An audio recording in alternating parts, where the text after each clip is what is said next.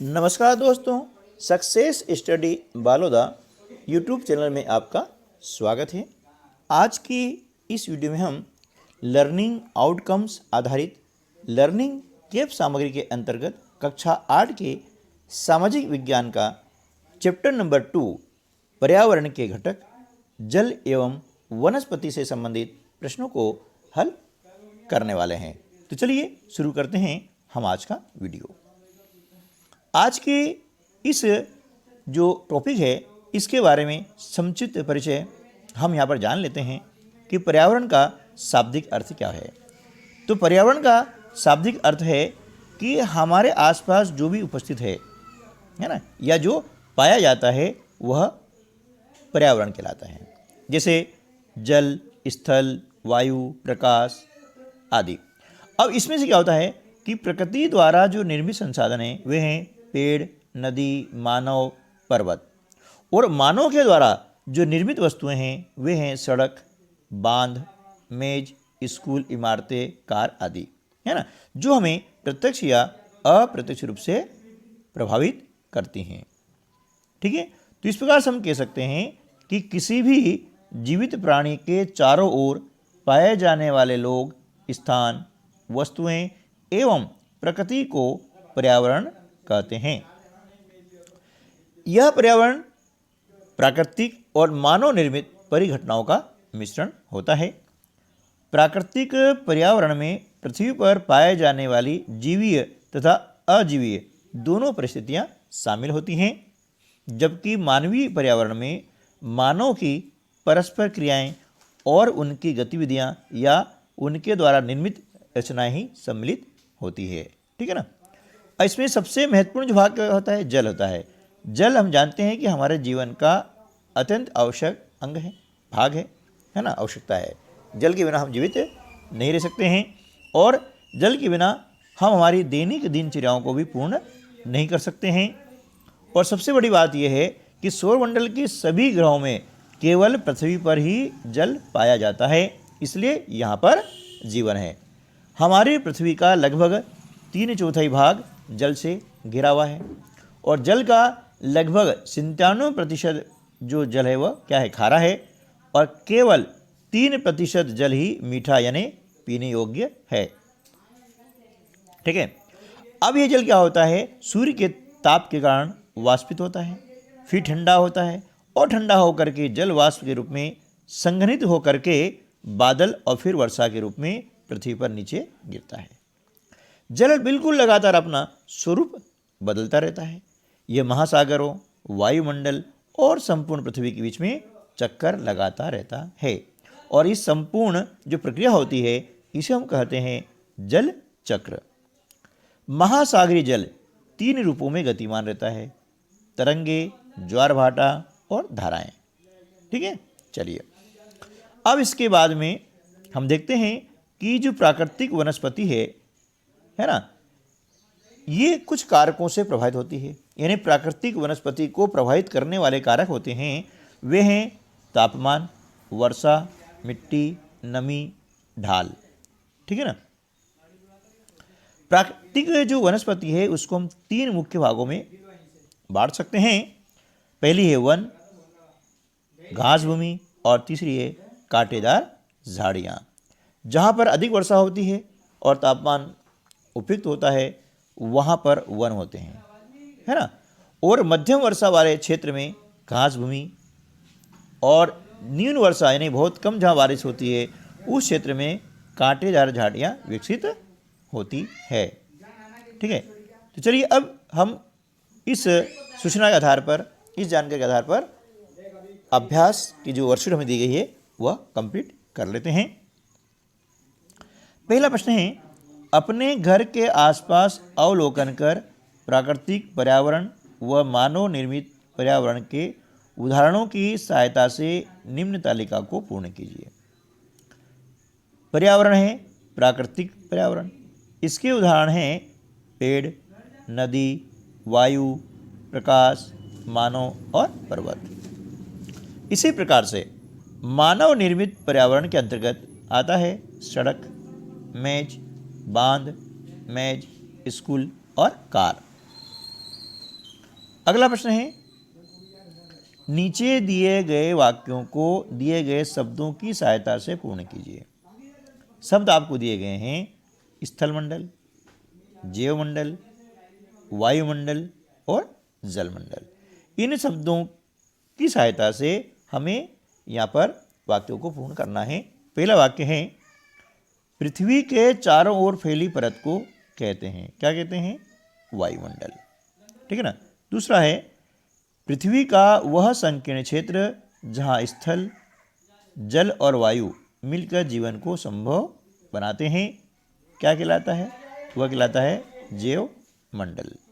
ठीक है। तीसरा है, पृथ्वी की ठोस परपटी या कठोर ऊपरी सतह को कहते हैं, क्या कहते हैं? स्थलमंडल कहते हैं, है ना। अगला है, जल के क्षेत्र को क्या कहते हैं? जलमंडल, है ना। जल का जो क्षेत्र होता है उसे हम कहते हैं जलमंडल। अगला प्रश्न है, नीचे दिए गए संसाधनों को जीवीय तथा अजीवी समूह में वर्गीकृत करना है। जीवीय यानी जो जीवित होते हैं, सजीव होते हैं। अजीवीय यानी जो निर्जीव होते हैं, जिनमें जान नहीं होती है। तो जीवी समूह में आ जाता है पेड़, मनुष्य, और अजीवी में आता है नदी, पर्वत, किताब, कुर्सी और मेज। ठीक है ना। अगला प्रश्न है, आप सुबह जब गमले में पानी डालते हैं तो अगली सुबह वह पानी सूख जाता है। पानी कहाँ चला जाता है? तो देखिए, यह पानी क्या होता है? सूर्य के ताप के कारण वाष्पित हो जाता है ना। उसकी भाप बन करके वह वायुमंडल में विलीन हो जाता है। अगला प्रश्न है, पृथ्वी पर स्थल की तुलना में जलीय क्षेत्र अधिक है, लेकिन फिर भी हमें जल की कमी का सामना करना पड़ रहा है, क्यों? क्योंकि पृथ्वी पर उपलब्ध जल का लगभग 97% जल खारा है, शेष 3% जल ही पीने योग्य है। इसलिए हमें जल की कमी का सामना करना पड़ रहा है। ठीक है ना। अगला प्रश्न है, नदी, तालाब व हैंडपंप के आसपास कौन कौन से कार्य करने से प्रदूषण होता है? नदी, तालाब व हैंडपंप के आसपास कूड़ा करकट डालने से, मवेशियों को नहलाने से, रासायनिक अपशिष्टों को प्रवाहित करने से प्रदूषण होता है। अगला प्रश्न है कि आपके वातावरण के आसपास का वातावरण का अवलोकन करके निम्न तालिका को पूर्ण करें। तो यह लिखना है प्रदूषण का प्रकार, जल प्रदूषण।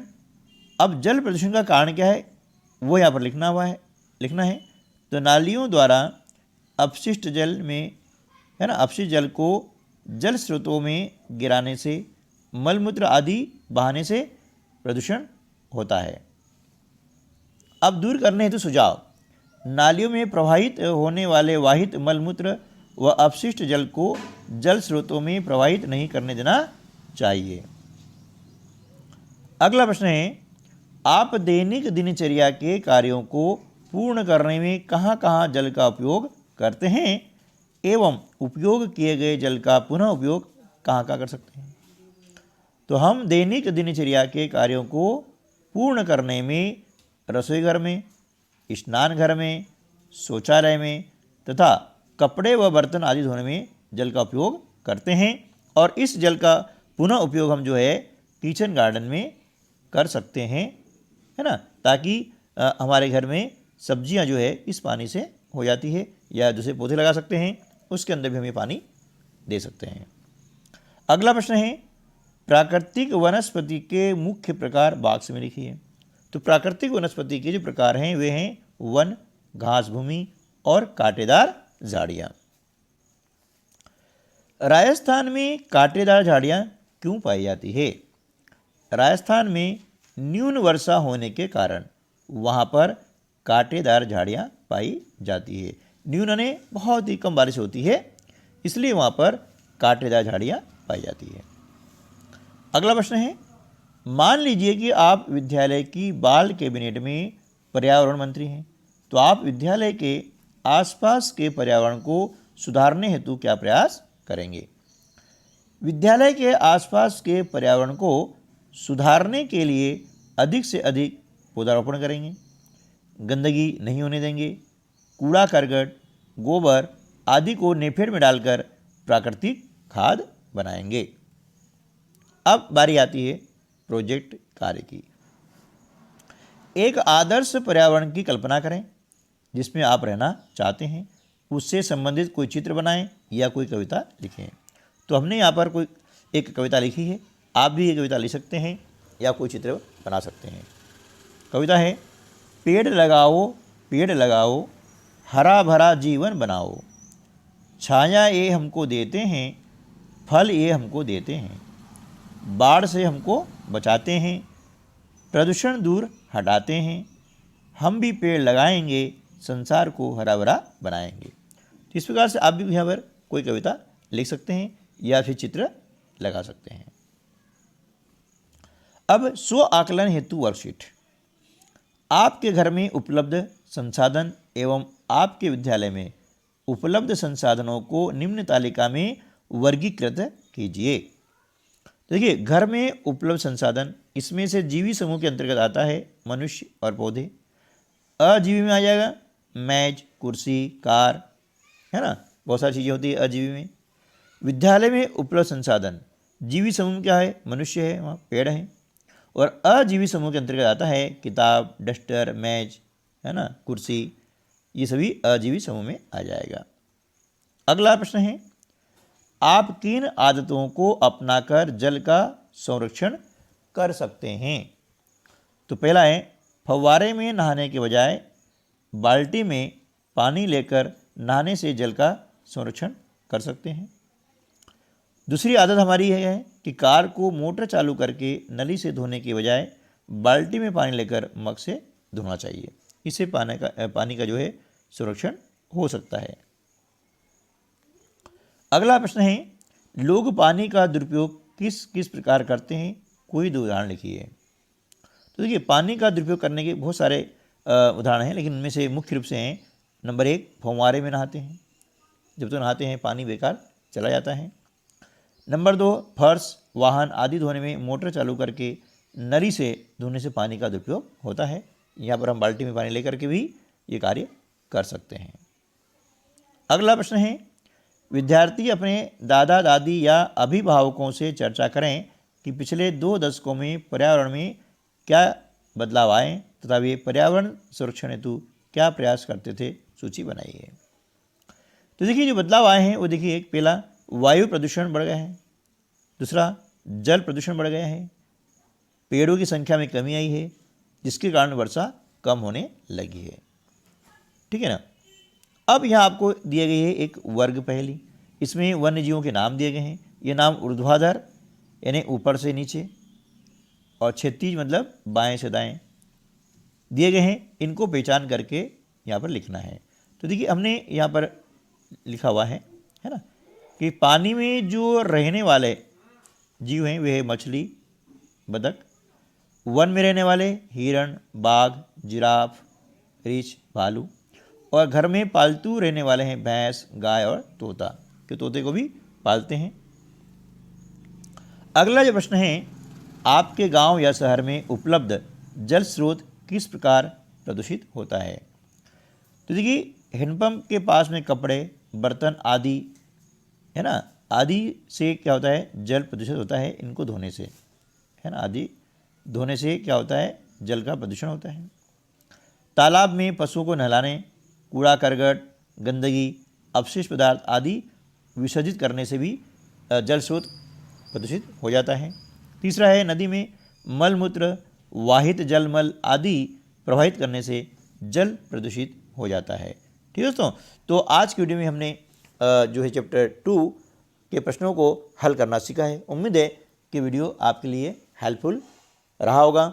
यदि वीडियो अच्छा लगा है तो लाइक कीजिएगा, अपने अन्य दोस्तों को शेयर कीजिएगा, और अभी तक यदि आपने चैनल को सब्सक्राइब नहीं किया है तो नीचे लाल रंग में लिखा होगा सब्सक्राइब, उसे आप प्रेस कर दें, बेल आइकन दबा दें और ऑल पर सेट कर दें, ताकि जब भी ऐसे वीडियो अपलोड करूँगा तो उसका नोटिफिकेशन सबसे पहले आप तक पहुँचेगा। मिलते हैं अगली वीडियो में, तब तक के लिए नमस्कार, जय हिंद।